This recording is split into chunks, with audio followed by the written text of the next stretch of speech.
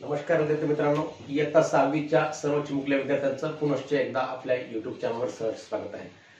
तर मुलांनो, सराव संच 32 आपण सुरुवात करणार आहोत। म्हणजेच एकूण खरेदी किंमत कशी काढायची आणि एकूण खरेदी किंमतीच्या आधारे विक्री किंमत, खरेदी किंमत व विक्री किंमताचा विचार करून या व्यवहारामध्ये नफा झाला की तोटा यावर आधारित आपल्याला उदाहरणे या सराव संच 32 मध्ये शिकायचे बेटा। तर यापैकी प्रश्न पहिला, दुसरा व तिसरा आपल्याला या व्हिडिओमध्ये घ्यायचा आहे आणि उर्वरित 3 प्रश्न पुढच्या व्हिडिओमध्ये घ्यायचे आहेत मुलांनो। तर हे सर्व प्रश्न घेण्याच्या अगोदर तुम्हा सर्व विद्यार्थी मित्रांना पुनश्च एकदा विनंती आहे की आपण जर अजूनही या चॅनलवर नवीन असाल तर सर्व विद्यार्थी मित्रांनी आपल्या चॅनलला सबस्क्राइब करावं व सबस्क्राइब करून त्याच्या बाजूला जे बेलचं बटन आहे त्यावर क्लिक करावं, जेणेकरून मी पाठवलेले सर्व व्हिडिओ तुमच्यापर्यंत सर्वात अगोदर पोहोचतील व तुम्ही व मी मिळून या गणित विषयाचा अभ्यास चांगल्या प्रकारे करू शकू। मुलांनो, इयत्ता 5वी स्कॉलरशिप गणित ते इयत्ता 10वी गणित पर्यंतचा प्रत्येक सराव संच व प्रत्येक सराव संचामधील प्रत्येक गणित आपण आपल्या चॅनलवर अपलोड केलेला आहे।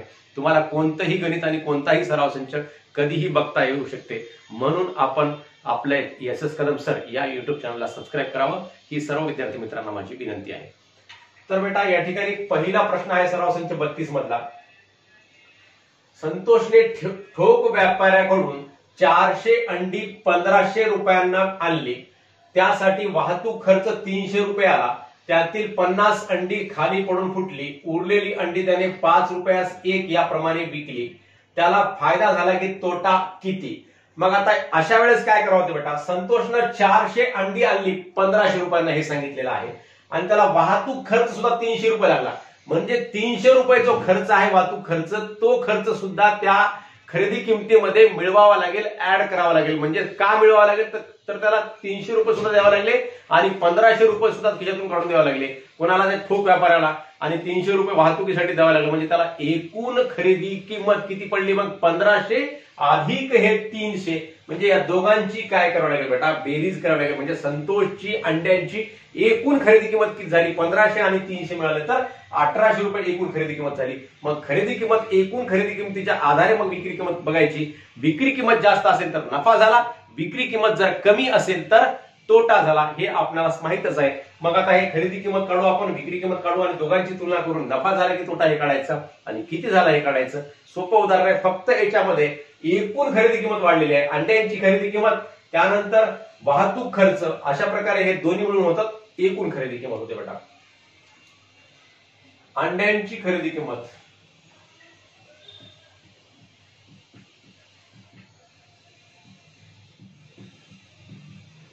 अंड्यांची खरेदी किंमत बरोबर किती बेटा? 1500 रुपये। आणि वाहतूक खर्च किती सांगितला? वाहतूक खर्च सांगितलेला आहे 300 रुपये। वाहतूक खर्च बरोबर 300 रुपये। म्हणून एकूण खरेदी किंमत, याला शब्द आहे एकूण खरेदी किंमत, हे लक्षामध्ये ठेवा बेटा। एकूण खरेदी किंमत काय होईल? मग या दोघांची आता या ठिकाणी बेरीज होईल। म्हणजे 1500 अधिक 300, 1500 अधिक 300 बरोबर आहे। यांची बेरीज घेतली किती होते? 1800 रुपये होते बेटा, बघून घ्या 1800 रुपये। मग 1800 रुपये खरेदी किंमत होते। मग 1800 खरेदी, तर त्यातील 50 अंडी खाली पडून फुटली म्हणते। आणली किती होते? 400 अंडे। मग 400 मधले 50 फुटून गेले बाबा। आणता आणता एखादं त्याचं अंड्याचं कॅरेट जे आहे ते खाली हातातून पडला असेल आणि ते 50 अंडी फुटून गेले संतोषचे। मग आता त्याच्याकडे अंडी किती शिल्लक राहिले? 350 शिल्लक राहिले। आता हे पण लिहूयात, एकूण अंडी बरोबर 400, फुटलेली अंडी बरोबर किती? 50, म्हणून शिल्लक अंडी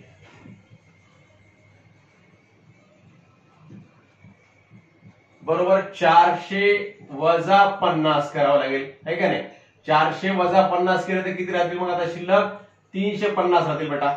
शून्य मधून शून्य गेले, शून्य, 10 मधून 5 गेले, 5, इथं 4 मधला एक इकडे गेला होता, आता किती राहिले? मग इथे 3 राहिले, 350 अंडी शिल्लक राहिले। 350 लिहून टाकायचं। मग आता अंड्यांची विक्री किंमत,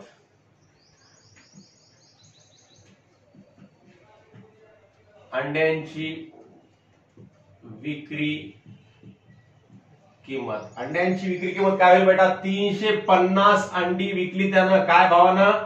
5 रुपयाला एक प्रमाणे विकली 350 अंडी, कारण 50 अंडी फुटून गेली होती. 350 गुणिले 5 करावं लागते. मग आता या ठिकाणी 500, 5 5 25 ला 5 हातचे आले 2, 5 3 15, 15 2 किती बेटा? 1750 रुपये.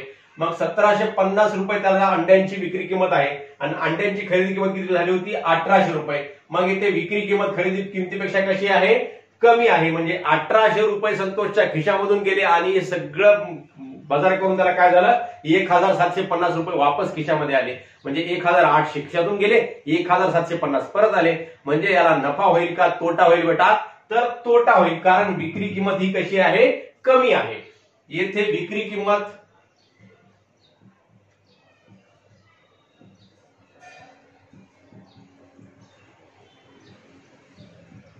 खरेदी किमतीपेक्षा कमी आहे. खरेदी किमतीपेक्षा कमी आहे म्हणून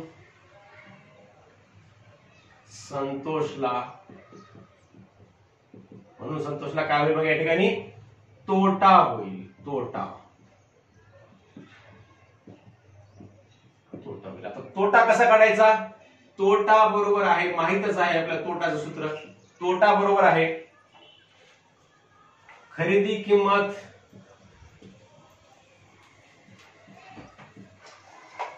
वजा विक्री किंमत.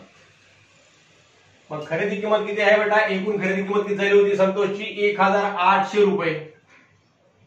1800 वजा विक्री किंमत किती झाली? 1750 बरोबर आहे. शून्यामधून शून्य गेले 0 आणि इथं 0 मधून 5 जाते, हातचा घेतला, 10 मधून 5 गेले 5, इथं राहिले 7, 7 मधून 7 गेले 0 आणि 1 मधून 1 तरी 0 लिहिण्याची आवश्यकता नाही, लिहिला तरी चालतो. म्हणजेच 50 रुपये.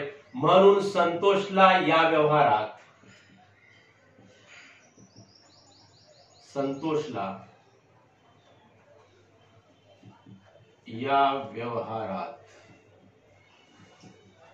किती रुपये तोटा झाला? 50 रुपये तोटा झाला.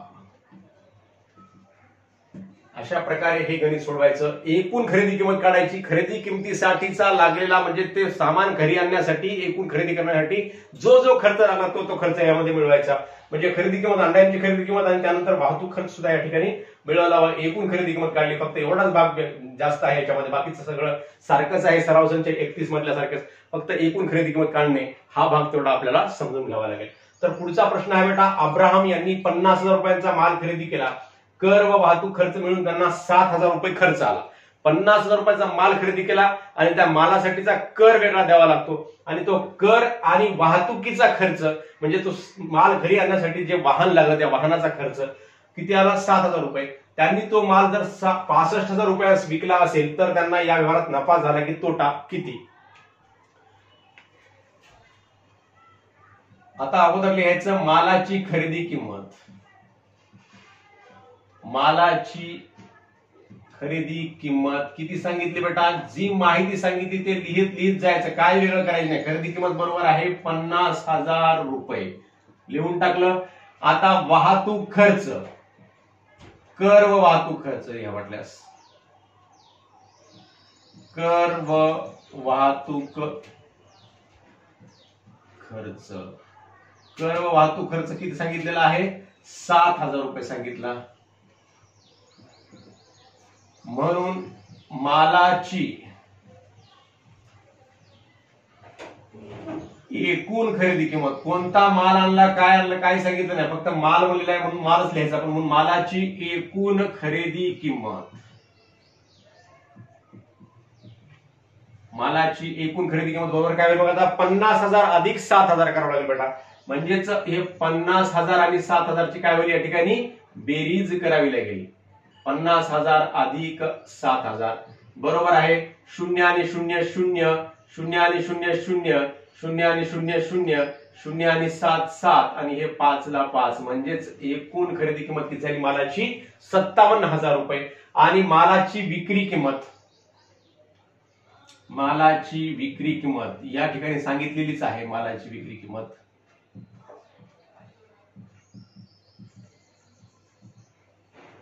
किती आहे 65,000 रुपये. विक्री किंमत आहे 65,000 रुपये. त्यांनी तुम्हाला जर 65,000 रुपयास विकला असेल तर त्यांना या व्यवहारात नफा झाला की तोटा. आता 57,000 रुपये अब्राहम यांच्या खिशातून गेले आणि परत किती आले 65,000 रुपये परत आले. म्हणजे जास्त आले की नाही बेटा, जास्त आले.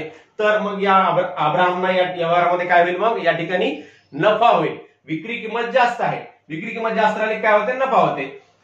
येथे विक्री किंमत लिहून टाका इथल्या सारखंच, कारण इथं कसं काय लिहिलं होतं, येथे विक्री किंमत खरेदी किमतीपेक्षा कमी आहे लिहिलं होतं. इथं काय आहे, विक्री किंमत खरेदी किमतीपेक्षा जास्त आहे. येथे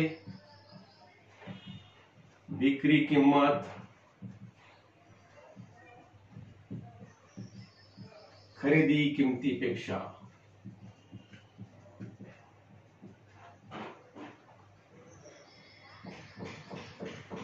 जास्त आहे. म्हणून अब्राहम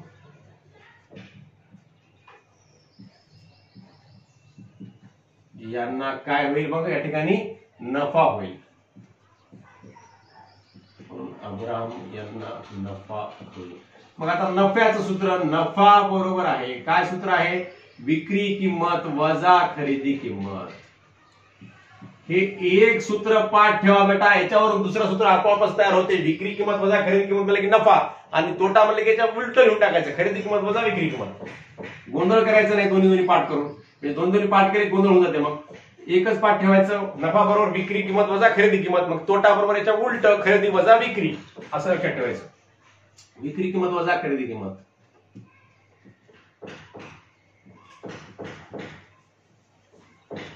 मग आता विक्री किंमत किती आहे बेटा, 65,000 रुपये विक्री किंमत आहे. 65,000 वजा 57,000 बरोबर आहे. आता वजाबाकी करा. 0 मधून 0 गेले 0, 0 मधून 0 गेले 0, 0 मधून 0 गेले 0, 5 मधून 7 जाते, हातचा घेतला, 15 मधून 7 गेले किती 8,000, आणि इतर राहिले 5, 5 मधून 5 गेले 0, म्हणजेच 8,000 रुपये.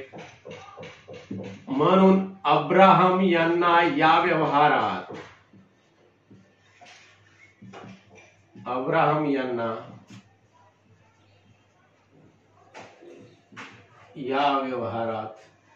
किती रुपये नफा होईल, 8,000 रुपये नफा होईल. 8,000 रुपये नफा होईल. तर अशा प्रकारे हे आपण प्रश्न सोडवले बेटा. प्रश्न पहिला व दुसरा सोडवलेला आहे. फक्त एकूण खरेदी किंमत काढायची आणि विक्री किंमत काढायची, आणि विक्री किंमतीवरून विक्री किंमत व खरेदी किंमतीची तुलना करून नफा झाला की तोटा हे काढायचं, व नफा व तोटाचं सूत्र लिहायचं, आणि सूत्रावरून ते आपण नफा तोटा काढू शकतो बेटा, जसं आपण पूर्वीच्या उदाहरणामध्ये काढलेलं आहे. तर अशा प्रकारे आपण प्रश्न पहिला व दुसरा सोडवलेला आहे. लगेच आपण तिसरा प्रश्न सोडूयात. तर मुलांनो, तिसरा प्रश्न आहे, अजित कौर यांनी साखरेचे 50 किलोग्रॅम वजनाचे एक पोते 1,750 रुपयास आणले. साखरेचा भाव कमी झाल्यामुळे त्यांना ती साखर प्रति किलोग्रॅम 32 रुपये दराने विकावी लागली. तर त्यांना किती रुपये तोटा झाला. अजित कौर यांनी काय केलेलं आहे, साखरेचं एक पोतं आणलं. केवढ्याचं, किती किलोचं, 50 किलोग्रॅम वजनाचं 1,750 रुपयांना आणलं. मग अजित कौर यांची खरेदी किंमत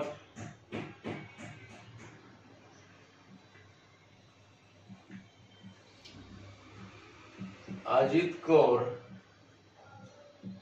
यांची साखरेची खरेदी किंमत किंवा 50 किलो साखरेची लिहा. 50 किलोग्रॅम साखरेची खरेदी किंमत बरोबर किती बेटा, 1,750 50 रुपये. मग 1750 रुपये त्यांची खरेदी किंमत झाली. मग आता साखरेचा भाव कमी झाल्यामुळे त्यांना ती साखर प्रति किलोग्राम 32 रुपये दराने विकावी लागली. मग साखरेची विक्री किंमत, साखरेची विक्री किंमत, आता विक्री किंमत काय होईल बेटा? विक्री किंमत 32 रुपये किलो दराने साखर विकली आणि साखर एकूण किती आहे? 50 किलो आहे. बरोबर आहे 32 गुणिले 50. मग 32 गुणिले 50 करायचं या ठिकाणी. 5 गुणून घ्या, 5 2 10 ला शून्य होतात, हातचा आला 1, 5 3 15, 15 ने किती 16 आणि ह्या शून्याचा शून्य लिहून टाकायचा खाली. म्हणजे कोणत्याही दोन संख्यांचा गुणाकार असेल आणि एका संख्येमध्ये शून्य असेल तर शून्य सोडून गुणाकार करून घ्यायचा बेटा आणि नंतर जेवढे शून्य आहेत तेवढे शून्य पुढे लिहून टाकता येतात आपल्याला. असं सुद्धा करता येते. 5 2 10 ला शून्य केला, हातचा आला 1, 5 3 15, 15 ने 16, 160 आलं आणि इथला जो शून्य होता तो जसा जसा पुढे लिहिला. म्हणजे साखरेची विक्री किंमत किती झाली? 1600 रुपये.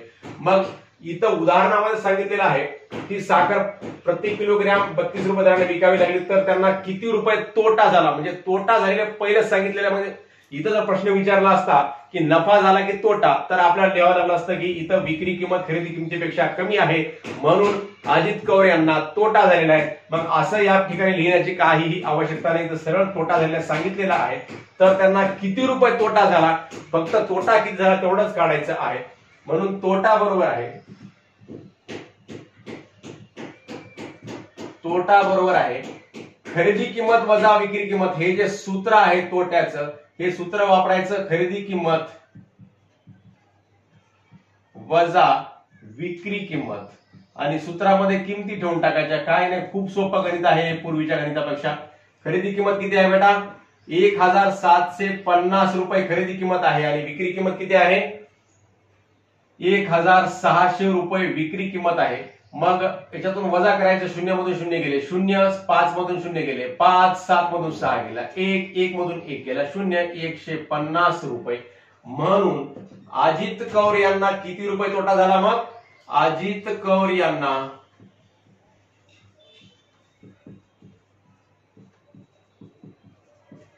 या व्यवहारात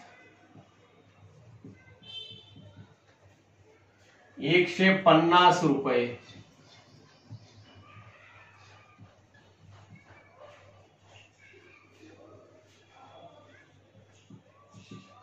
150 रुपये तोटा झाला. अशा प्रकारे हे उत्तर काढायचं. खूप सोपं गणित होतं बेटा. तर अशा प्रकारे मुलांनो प्रश्न पहिला, दुसरा व तिसरा हे 3 प्रश्न आपण सोडवले सर्वसंख्य 32 मधले. उर्वरित 3 प्रश्न पुढील व्हिडिओमध्ये घेऊयात. तोपर्यंत सर्वांना सप्रेम नमस्कार. धन्यवाद.